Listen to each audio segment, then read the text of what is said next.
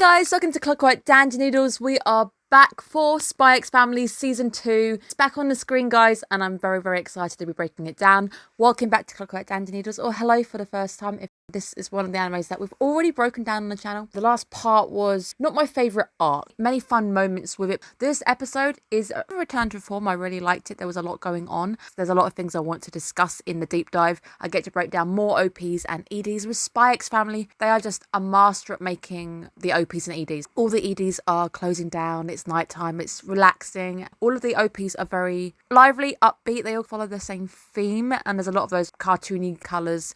Welcome back to the channel, guys. I've missed you. You'll have to let me know in the comments if you saw my last lot of breakdowns for Spy X Family. I have cosplayed as Yor. I love her. I think there's a lot of times when I really felt like I connected with Yor. The bed hair, the morning, just not really wanting to be social with anybody. But I can't relate to her butt issue. So let's break down the episode and talk about the OPs. But if you have found me for the first time, do consider giving that subscribe button a little bit of a like. In true style, it's fast-paced. I do prefer last season's OP.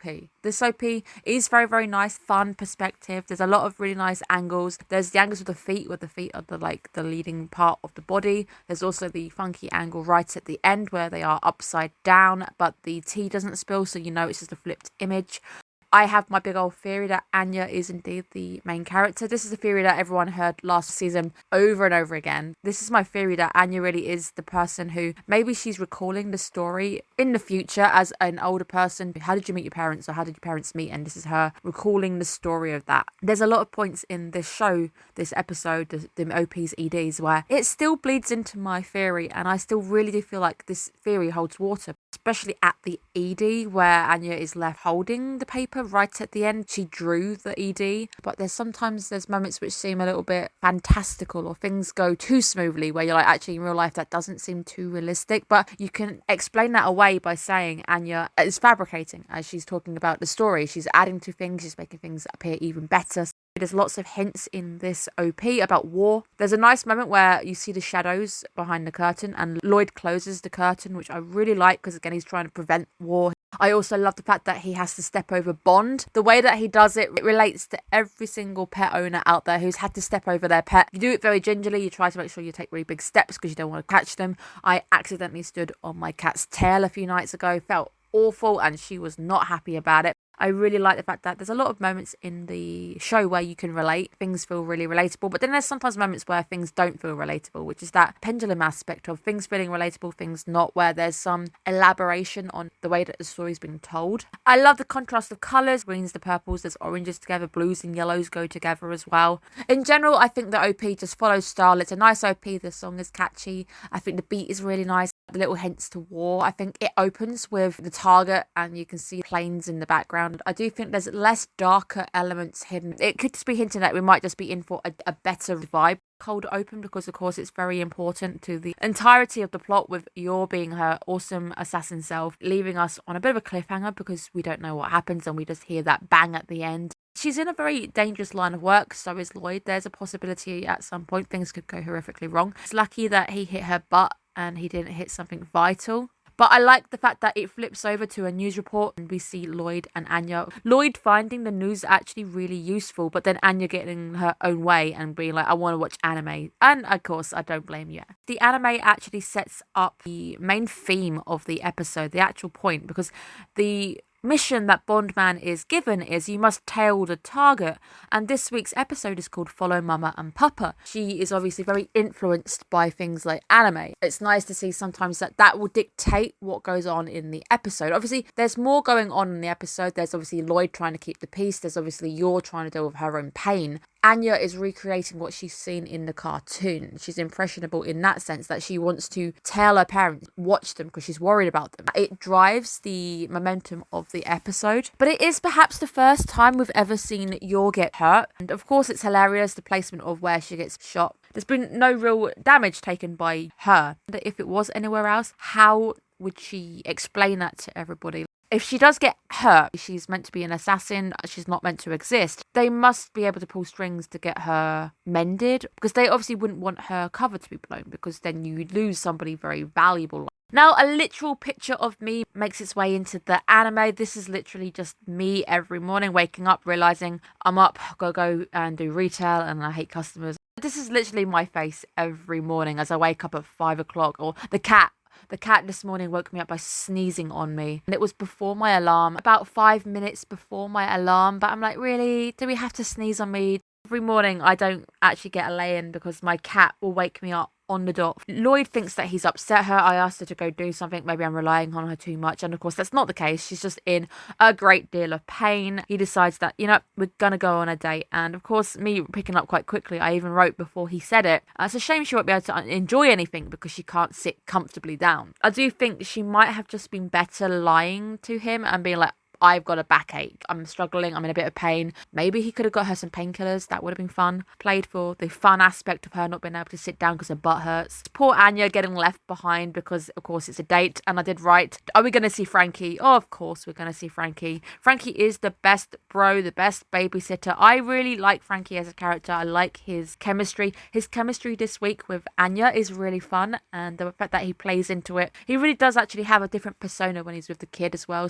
We also learned that he is an inventor, so that's the way that Lloyd is able to bribe him, by giving him money because you want to make things. Would be nice to see what kind of things he's going to come up with. Love the fact that when they're waving them goodbye on their date, Frankie is forcing Anya to actually wave. She's got a tear in her face because she just doesn't want to. It's a really nice little moment. The disguise that Anya ends up pulling off is so obvious, but it's so hilariously funny as well. What you'd imagine when you think undercover. I think later on as well, it goes into her first ever spy outfit. It's actually pretty cool. It did remind me of Spy Kids.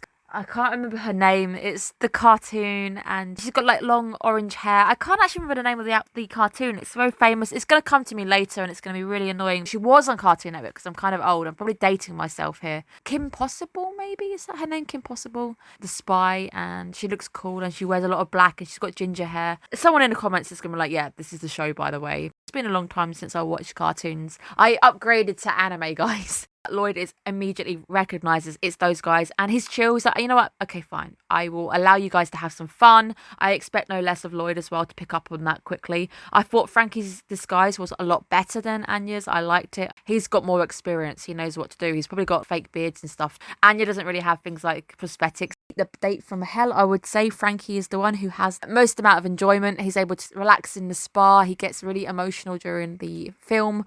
It's hilarious just to see how uncomfortable poor Lloyd is when Yor just won't sit down. Thank God there's no one sat behind him in the rows, because Yor is doing that one thing that if you go to the cinema you just don't want, and that's somebody standing in your way. I thought it was really fun the way that each of the dates were ruined because it required sitting down or you need to wear something tight. It made me start to think there's so many romantic things you can't really do because it involves sitting down. What can I think of that you could get away with not having to sit down? Obviously you can look at things, you can take a walk, but at some point you're going to want to eat. I guess you could eat whilst walking. That's not exactly romantic though. Fun just to see Frankie having the best time. Anya falling asleep during the movie. Beyond her age grade, boring to a child. I think it might be one of the first times where we see Anya getting her first proper mission and actually handling her mission on her own. I know she's had a few moments in the earlier seasons where there's the diffusing and trying to get Lloyd away from the door. That worked out. But this one really feels like she actually had her own mission, and it's nice to see, of course, Frankie aided her, but she did actually slip away from Frankie because at the end you hear him say, "Where did you go?" Really nice chemistry between the two. I thought they worked really well. Anya's able to bounce off him. There's a point when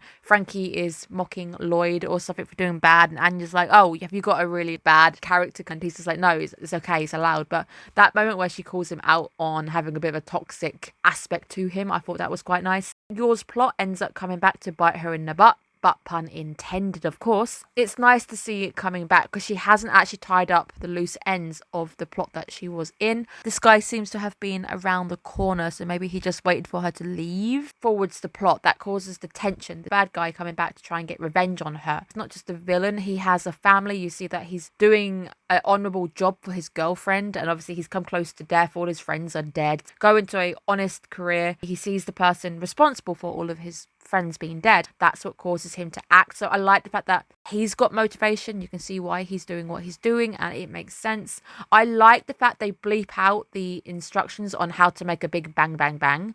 Can't say that word because I'm pretty sure I'd get flagged on YouTube, but you get what I mean. The big boom. It's responsible, but also there's also the fun moment where you see Anya making the peanut boom boom. She's able to hear the bleeping, what's been bleeped out, all the instructions, because he's obviously reeling off in his head how to make a makeshift boom. Obviously, we don't get to hear it. She hears everything, so I thought it was quite a clever moment. Dark Anya and Anya taking on a bit more of a serious role. The way that she's able to use the knowledge, use her skills to threaten the guy into being proper honest. You know, walk away, go and make sure that you are a good boyfriend to your girlfriend that I know about, and obviously that makes it a bit more serious because he realizes that she has that information, that personal information that you don't want somebody to have. It's a really nice moment to actually see her behind the scenes dealing with the actual bad guy plot this time around, whilst her parents, who usually deal with the bad guy plot, they're having a date upstairs. I thought that was just a very clever mix. You maybe really should go see a doctor. She's in an even worse mood. Obviously, the poison has worn off. There must be painkillers in this period of time. Alcohol on itself as well. I know she likes drinking. She could just say, look, I'm in pain, Lloyd. I need some painkillers. You could say women's problems. That's another one. You could say, I've got women's problems, and most people don't bug you after you say that. I like the fact that it's a fun play into Lloyd really just thinking he doesn't understand how women work. It's just a fun little moment. I thought it was a really fun episode in general. There's a lot going on. I thought it was a strong open. I like the fact that we're back on dealing with the family. I think next week we're going back into school again. I do enjoy the family aspects quite a bit. I did also think it was a little bit obvious that Yor was avoiding sitting down, and of course there's often times where Twilight is shown to be this amazing spy. He's great in his field, he's very, very astute, but he's not very astute when it comes to Yor. Anya is obviously embellishing a little bit. Maybe it didn't happen in that degree. Maybe it wasn't as obvious. If she is retelling the story later on in life, it'll be moments like this you can explain away by embellishment, but at the time, someone as astute as him would pick up on something. She's grimacing. You better see when she avoids trying to sit on that butt cheek on the chair in the restaurant. It looks like you're in pain. You know how you can see if somebody looks like they're in pain? Having that issue would be very painful. I've never, thankfully, been in a situation where I've been in that predicament. That must hurt. Paintballing, and they say, you know, it hurts, I've got a bruise. That's just a bruise. That's not actually physically having something. So you guys can probably work out. I'm trying to avoid triggering the overlord that is YouTube to getting me a flag on this, because it's dealing with bangs and booms and all that kind of stuff. I do feel like there's times where Lloyd isn't as astute as he could be. Assassin who no one knows about. That's the point of an assassin. You don't know who they are. Things like her just not even just sitting down and looking like she's in pain. I think it would be kind of obvious that she's at least in pain. The ED is quite nice, closing down. It's a bit quieter. The pacing is slower. Dreamy world where Anya interacts with all of the characters, which I think is really, really nice. Following suit of all of the other EDs that Spy X Family has had. Now, the thing that really lends itself to my theory is the bit right at the end. It ends with Anya holding up the image. All of the ED sucks itself into the picture of the family, and it turns into this really poorly drawn family in Anya's artwork, looking at her not being able to work out what she's drawn.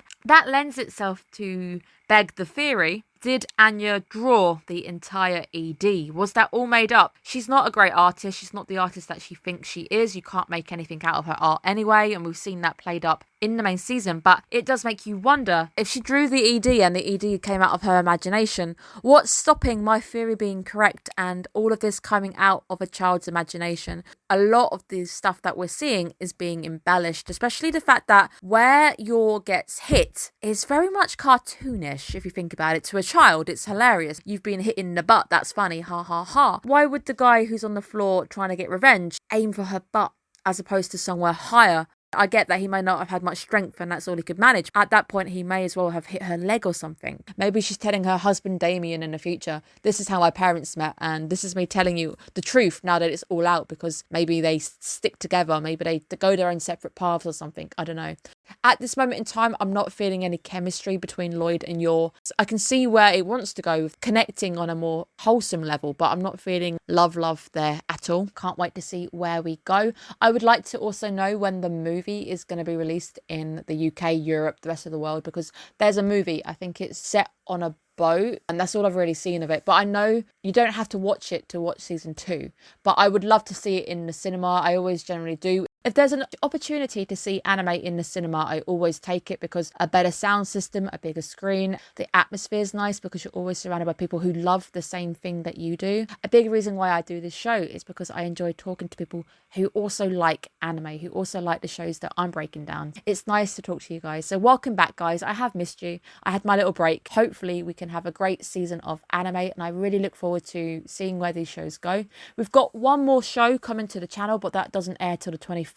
A bit of time now before the Apothecary Diaries come forward. Really looking forward to that show. Right now I've watched quite a few animes. They've come out. One which has really stuck with me right now is Deranged Detective. That one, I loved episode 1 so much. I almost decided to break that down on the channel because it motivated me to want to write a script, but I can't balance 4 shows. A little nudge, if you're not watching Deranged Detective, go check out episode 1. If you liked Undead Girl Murder Fast that we did last season, watch that show. It's right up your street. And if you like things like Sherlock Holmes, definitely watch that show. It's right up your street. Thank you guys so much for tuning in. I hope you're having a great evening, and I will see you guys again soon for another breakdown. Take care of yourselves. Bye bye.